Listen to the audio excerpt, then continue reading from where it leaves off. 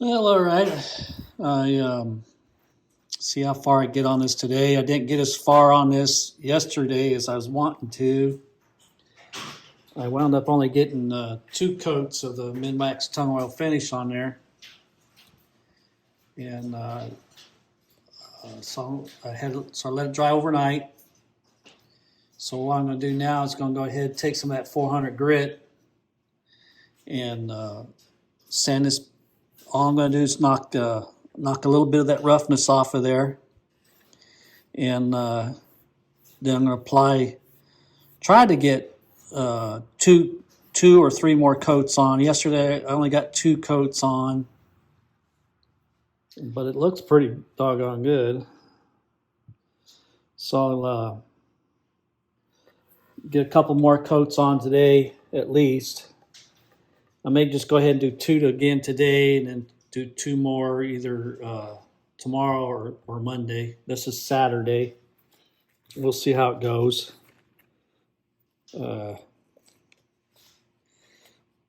So basically, all I'm going to do now is just take this 400 grit and just lightly go over my work here. Mainly all I'm after is knocking off some of the roughness. It's not that rough, so this won't take very long. And that's basically what you're after. You just want to get some of that off of there.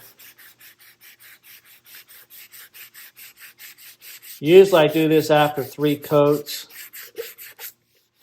but I think because I put that hardener on there first, I'm seeing I don't have to do as much work, which is always a good thing. So again, all I'm doing is just trying to smooth that out a little bit. As you sand, you can see your spots that need a little extra sanding on them as you go. But you're not trying to sand through nothing. All you're doing is leveling it out. I guess that's a better word of what I'm doing. Is I'm leveling out what I already have put on there, and so that when I put my next coat on there, it'll should go on pretty smooth.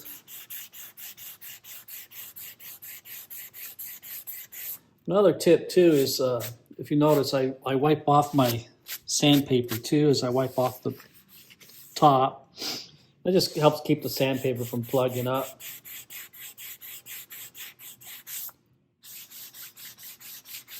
All right, so I'm gonna go ahead and turn the camera off for now. I'm gonna go ahead and finish doing this part. And so I'll bring you back in once I get this hung up over there on the rack and start to reapply some of this Minwax tung oil finish on here. And let's see, this is Saturday. So hopefully by next Saturday, if it all goes right, I'll start to put this thing together. Let's put it together and hear it play and see what kind of music I can get out of it. It's looking pretty good. Alrighty, I'm going to shut this off and I'll bring you back in a little while. Alright, I have this hanging up on my rack now. And I'm going to take that Minwax tung oil finish. I'm going to shake it like I did the other day. Kind of get things stirred up.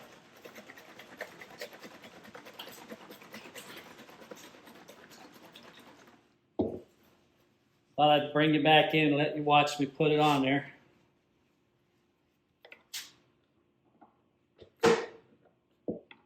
This time I found me a tool to open that can with. If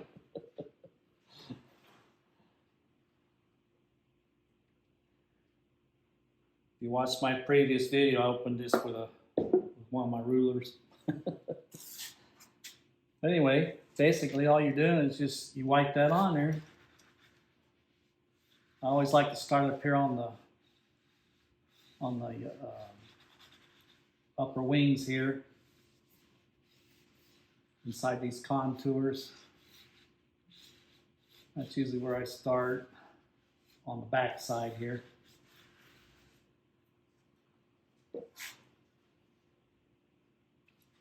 Still debating if I want to leave it shiny or go with a semi-gloss or just a dull look to it.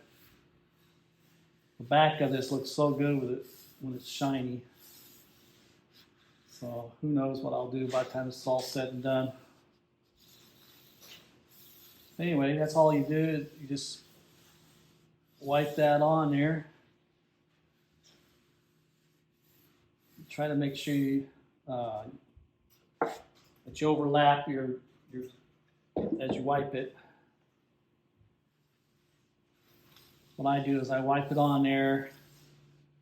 And I don't go real fast, you know. You can see how fast I'm doing this.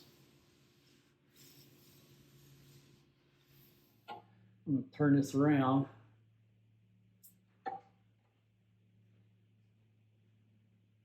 Yeah, it looks good. Turn this around. The reason why I'm holding off doing the back of the neck is because I need to hold the guitar while it's up here on the rack. So basically the same thing. I start up here on the top and I work around the neck there, trying to get that finish down inside those cracks around the neck where the neck joins the body. Same thing, and just start working my way around. And again, overlapping each of my strokes there.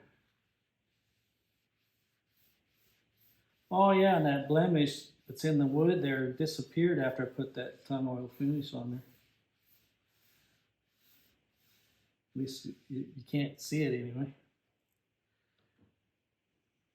If you remember right on the other video, I said something about a spot right here. Well, that's part of the wood. And I was concerned that you'd always see it like a beauty mark. And but it pretty much went away once I started putting all this finish on it.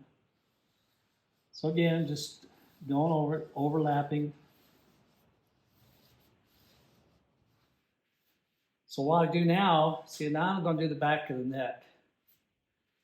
And now I can hold the body here where the pickups go and hold everything so I can do the back of the neck. Makes life a little easier. All right, so now what's going to happen is this is all going to dry. I'm sorry if that, I don't know if that came out on camera, me doing the neck and stuff, but you'll just have to trust me. I did it. I don't know how much of that you can see because it's kind of dark out here today. Yeah, I'm going to try and get one more coat on today. And then we'll go from there and see how things look. Probably going to let that second coat dry overnight. Then I'll come out here either tomorrow or Monday. Probably more like on Monday. I like to take at least one day off a week from doing anything. So probably on Monday, I'll come back out here, do another light sanding and see where, well, before I sand it, see where it's at, do another light sanding, probably put another 2 coats on, and that'll probably be it. And then it'll be in that semi-gloss arena, and should be able to just have to do is sand it back a little bit and do a little bit of polishing on it, and that'll be done. And then by next weekend, should be able to start putting this together, and I'll make a video of it, and that'll be the end of this. So anyway, more to come. Talk at you later. All right, I came out and looked at this a little bit ago, and it seems like it's dry enough to put another second coat on it for the day. Shake the can a little bit, take a towel and fold it over. You know what, I'm going to put some gloves on this time. Tired of my hands being sticky. So anyway, here we go. Yeah, I get kind of messy with this stuff. See how it was thick. So again, I'm gonna just hold it here. I work from the top of the wings here. Work my way down. Try and get it in the crevices as best you can. Best I can. Work my way around. The same thing on the other side.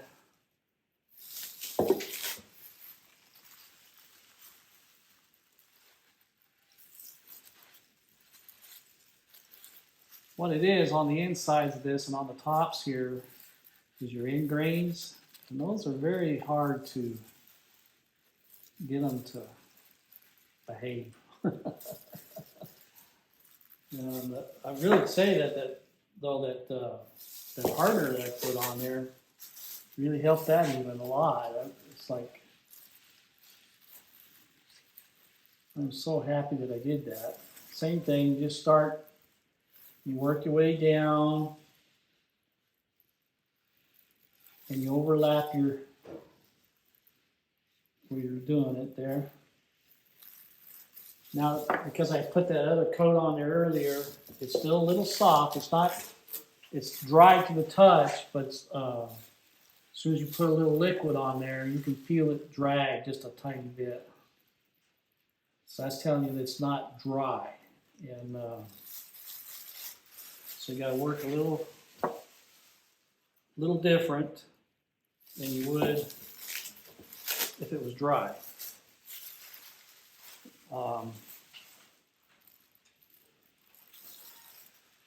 As you can tell, I go just a little bit faster than I did the first time around. And what I'm trying to do is keep it from sticking, if that makes any sense. You know, having your rag stick. And you'll notice that it doesn't spread quite as easily as it did before. And like I said, that's because it's not cured all the way. And I think that's part of my secret on this is now it's no longer a secret. Is catching it right at that right moment. Now we're going to do the same thing on the back side.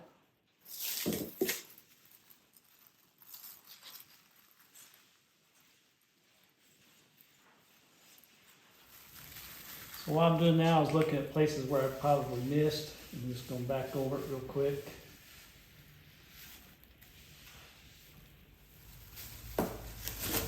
All right, I'm going to speak some more about this tung oil finish.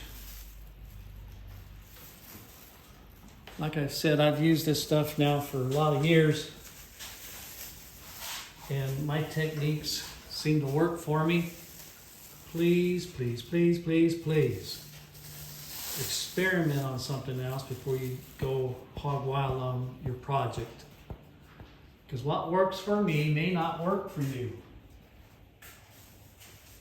And I will not be held responsible if you do something and your end results don't come out like mine. It's not my fault. Hopefully now this coat will dry in the next few hours to touch. And I'll be able to put one more coat of I'll make 5 coats I put on this. And hopefully by Monday I can I'll look at it by the end of the day and see what it looks like. If 5 coats look like it's going to do the job, then that's where it's going to stay. But I have a feeling I have to put 2 more coats on. That'll give me 7 coats total, and that should be plenty to go get it to where I want it to go on this build. But usually I build it in 9 to 10 coats. Being the most I ever use is 10 coats. I have never gone over 10 coats. But then you're only talking. You know, like if on a normal day, my normal day of doing this is 3 coats a day. So that's 3 days for 9 coats, and it's done. I mean, it's done. It's dry. You let it dry for 24 hours, you're done. You can come back in, you can color sand it, buff it out, and start putting your guitar together. Where, like if you use lacquer or polyurethane and some of the other stuff out there, I know for sure lacquer, I used to use nothing but lacquer. And lacquer takes 6 to 8 weeks to cure all the way. And if you try rush lacquer, you're going to get screwed. And polyurethane is almost the same way. Trouble with polyurethane is it's a little tougher to use because it's polyurethane. So it still has a long cure time on it. And I learned a long time ago, the longer you let that stuff set, the better off you're going to be, lacquer or polyurethane.